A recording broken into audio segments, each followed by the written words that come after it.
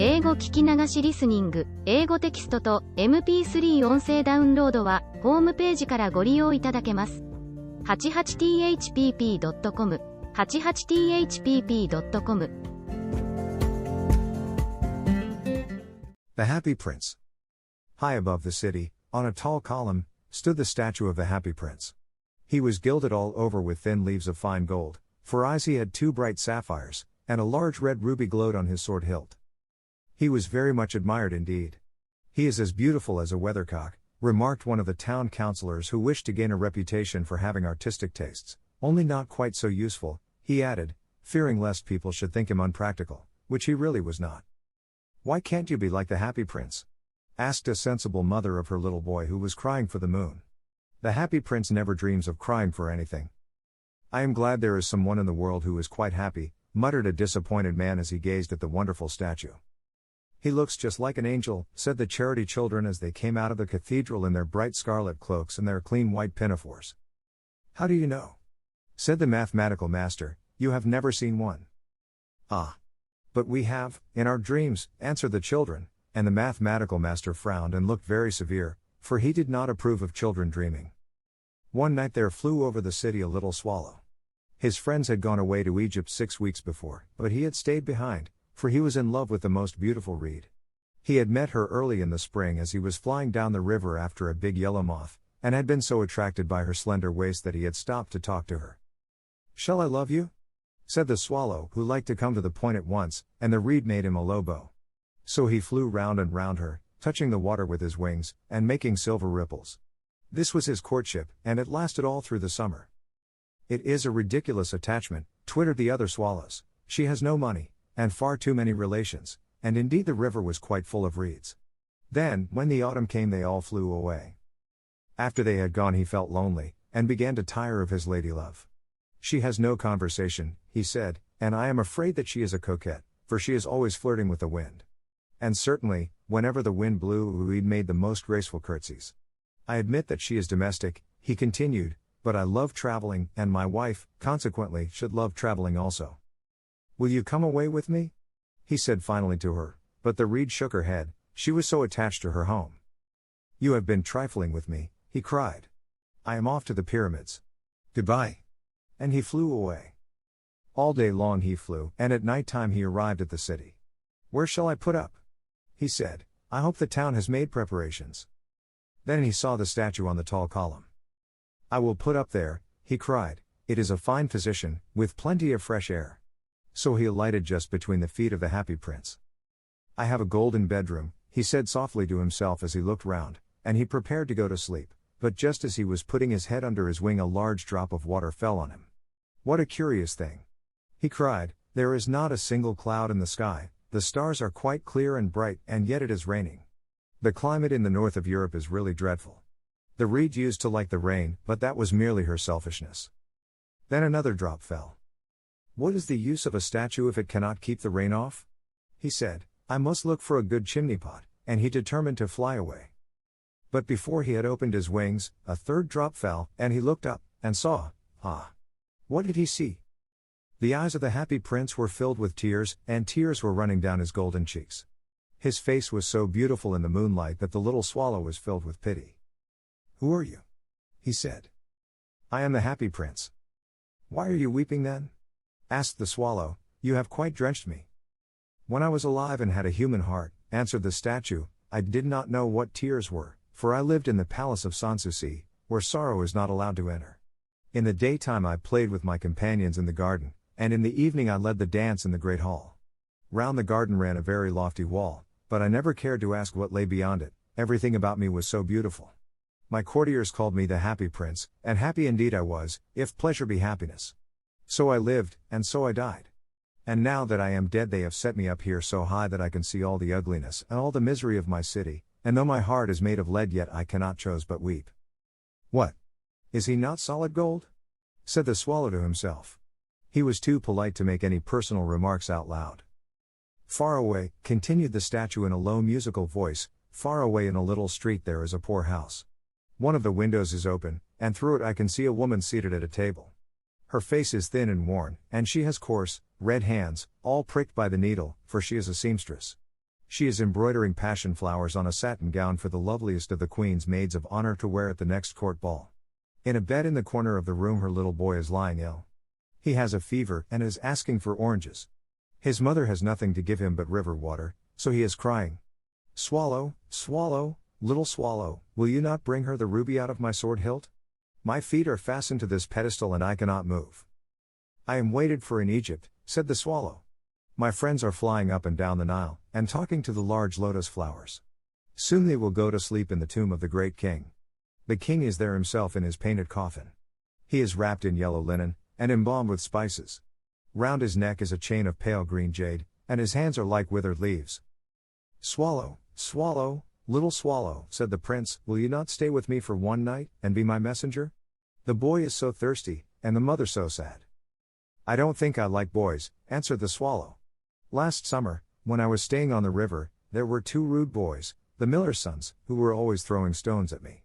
They never hit me, of course, we swallows fly far too well for that, and besides, I come of a family famous for its agility, but still, it was a mark of disrespect. But the happy prince looked so sad that the little swallow was sorry. It is very cold here, he said, but I will stay with you for one night, and be your messenger. Thank you, little swallow, said the prince.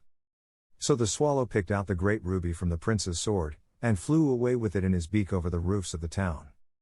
He passed by the cathedral tower, where the white marble angels were sculptured. He passed by the palace and heard the sound of dancing. A beautiful girl came out on the balcony with her lover. How wonderful the stars are, he said to her, and how wonderful is the power of love. I hope my dress will be ready in time for the state ball, she answered. I have ordered passion flowers to be embroidered on it, but the seamstresses are so lazy. He passed over the river, and saw the lanterns hanging to the masts of the ships. He passed over the ghetto, and saw the old Jews bargaining with each other, and weighing out money in copper scales. At last he came to the poor house and looked in. The boy was tossing feverishly on his bed, and the mother had fallen asleep, she was so tired. In he hopped, and laid the great ruby on the table beside the woman's thimble. Then he flew gently round the bed, fanning the boy's forehead with his wings. How cool I feel, said the boy, I must be getting better. And he sank into a delicious slumber. Then the swallow flew back to the happy prince, and told him what he had done. It is curious, he remarked, but I feel quite warm now, although it is so cold. That is because you have done a good action, said the prince. And the little swallow began to think, and then he fell asleep. Thinking always made him sleepy. When day broke he flew down to the river and had a bath.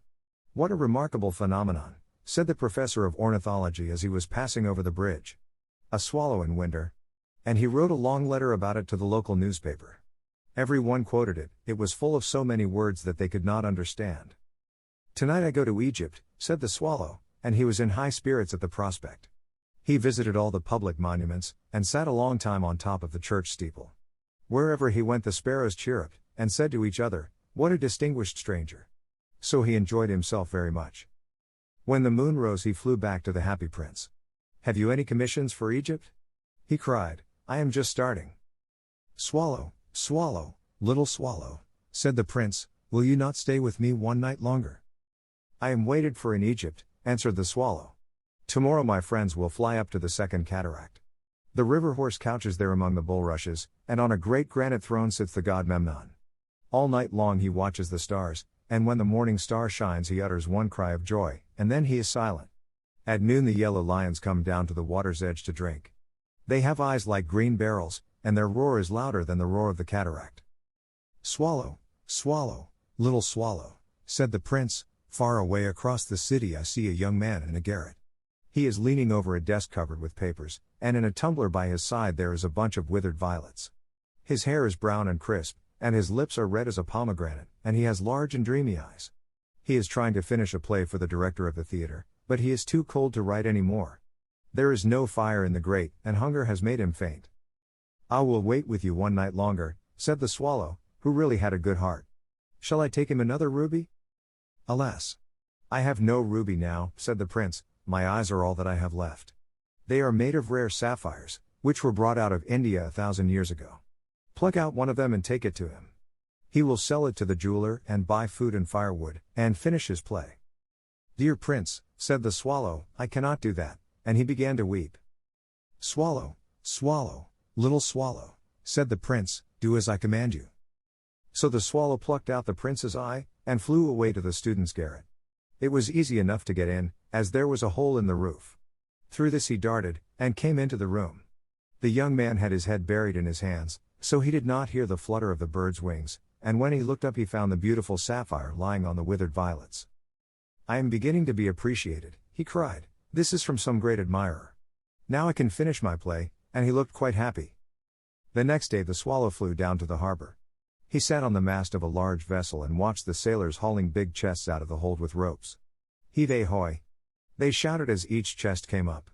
"I am going to Egypt," cried the swallow, but nobody minded, and when the moon rose he flew back to the happy prince.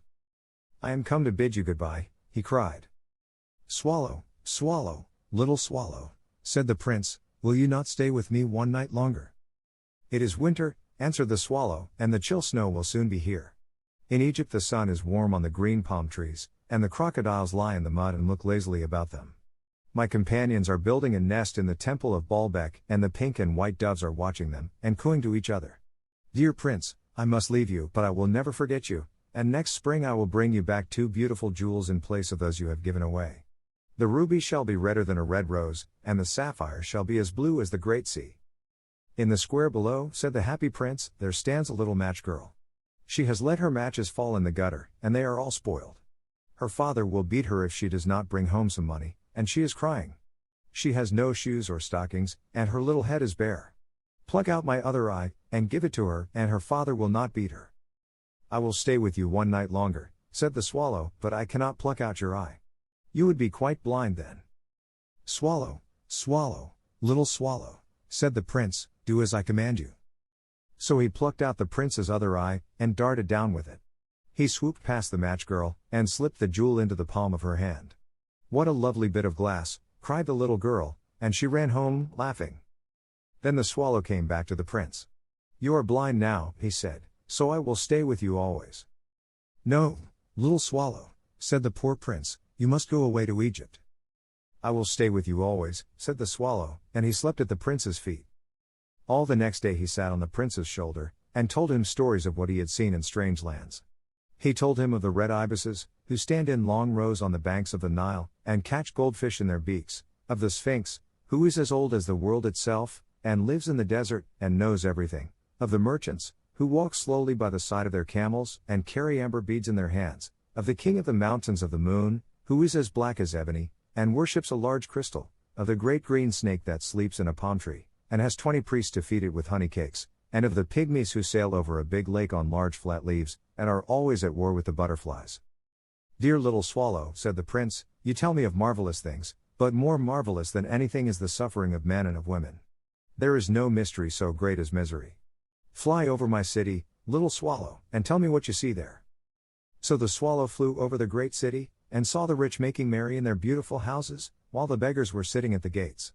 He flew into dark lanes, and saw the white faces of starving children looking out listlessly at the black streets.